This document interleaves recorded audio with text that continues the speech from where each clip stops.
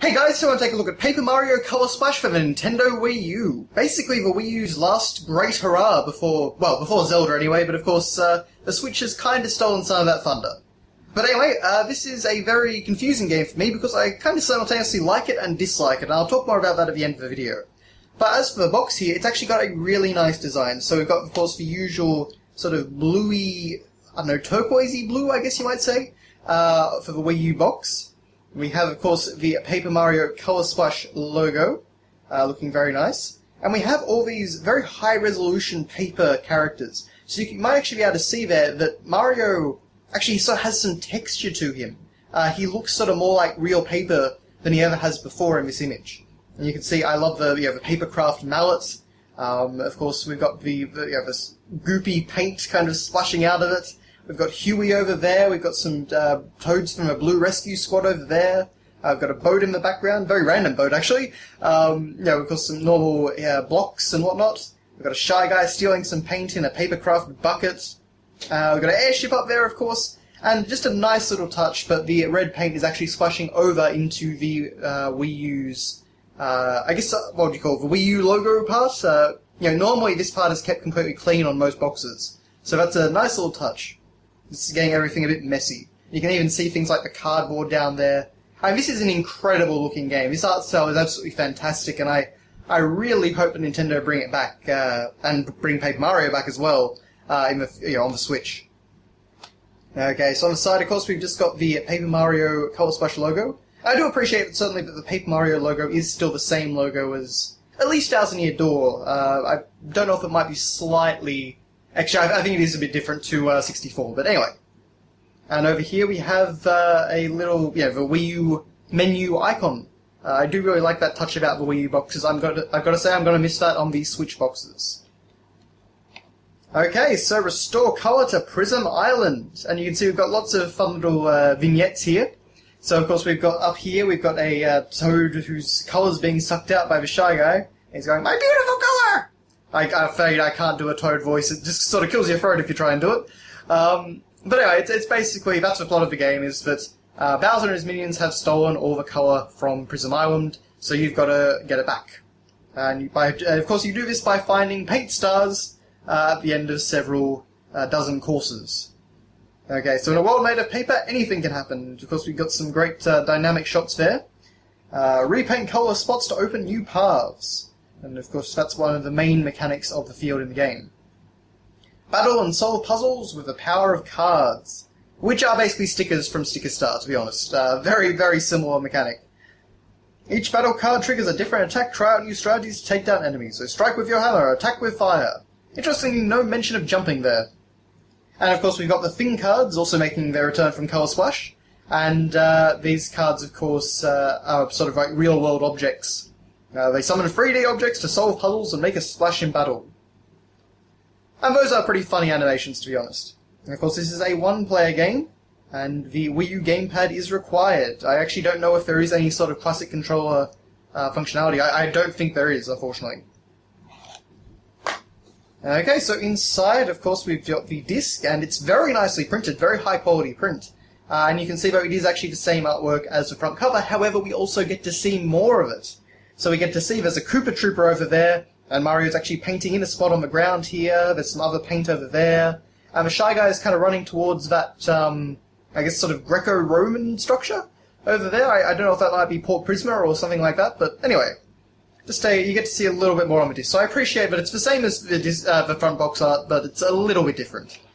And aside from that, we just get our important information booklet. Or, I say booklet, pamphlet is probably giving it too much credit. There's not much on this at all, and of course we do not get a manual anymore. Which, to this day, really, really disappoints me. But that is your look at Paper Mario Color Splash. So as I was saying, this game is a bit of an anomaly. I'm not really sure what to think about it, because on the one hand, it is miles better than Sticker Star on the 3DS. It actually, at times, feels like a genuine Paper Mario sequel. The writing is quite funny, the graphics are gorgeous, the music is actually quite good. Even sort of the timed hits mechanic in the battles, that feels very Paper Mario-y. There are some cool sort of unique Paper Mario-ish locations in this one. So the environments are pretty varied overall, though sometimes they can be a bit standard. And really the thing that takes this game down quite low for me, again, it's sort of got high points and low points, but the real low points for me are the battle system, because I think the battle system is absolutely atrocious, and the fact that they built it on Sikastar is just ludicrous to me, because you're taking a inherently flawed battle system from Sikastar, and you're then fixing a few of the issues, but of course none of the underlying issues. It's one of those battle systems that just has so many inherent problems.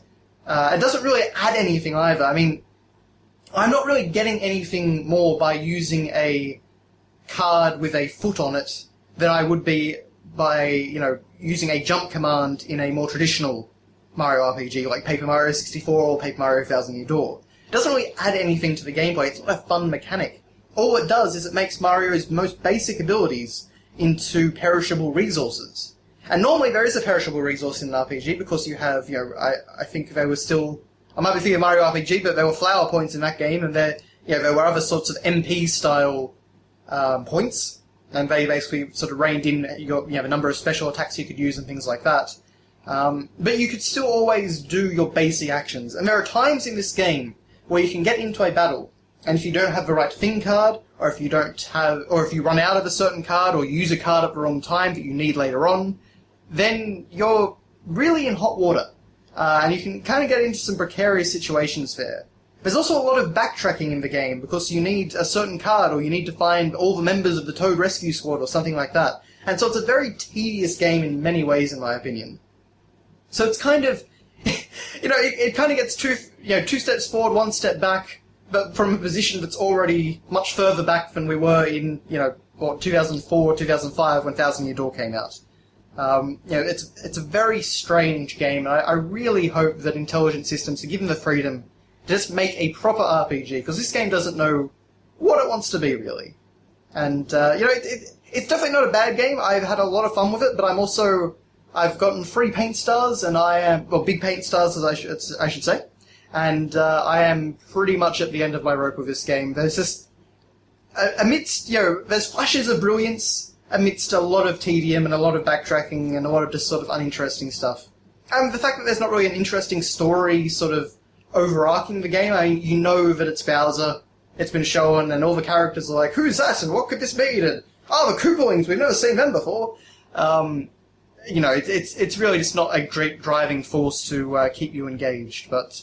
I'm sure I'll beat it eventually, but I'm certainly thinking of taking a break now. I've been playing it for the past, couple of months now, and yes, so... Anyway, that's kind of my general impressions of Paper Mario Color Splash. I didn't really mean to go on that long, but the game sort of, frustrated me, but at the same time given me flashbacks to the great Paper Marios. And the fact that whenever you get a big paint star, it plays music which references Paper Mario 64, that is always a win in my book. But anyway, thank you very much for watching, guys, and I'll see you next time.